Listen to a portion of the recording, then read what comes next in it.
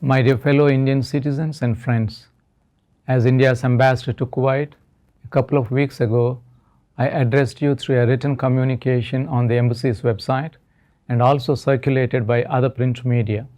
As things continue to evolve, I have felt I should address you again. I'm aware that all of us have been going through difficult times, but difficult times are times to show courage, stay calm and resilient, and not to panic.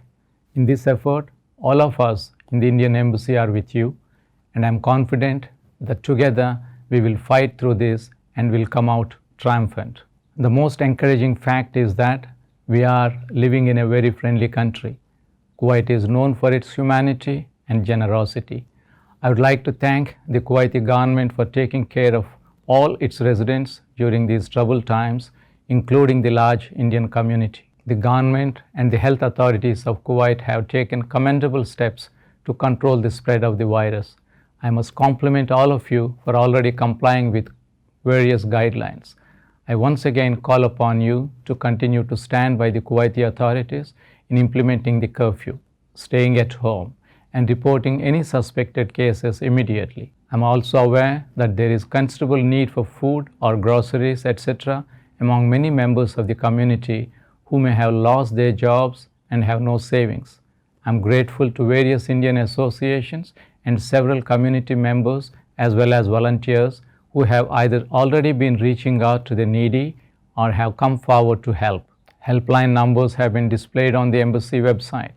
Please contact us or your nearest volunteer so that the embassy can ensure that help reaches you. Please also allow me to convey sincere appreciation to Indian Doctors Forum and other individual Indian doctors who have voluntarily been providing medical advice and counseling. You can approach them on the contacts provided or through the embassy or an Indian association. And finally, dear friends, the embassy is well aware that thousands of you are keen to return to India. There are beneficiaries of amnesty, workers who have lost their jobs, those on visitors' visas, and others needing urgent medical consultation and treatment back in India.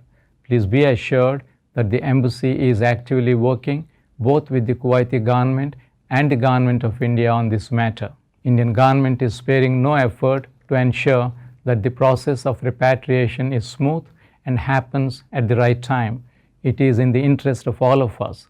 I urge you for your understanding, patience, and calm assurance.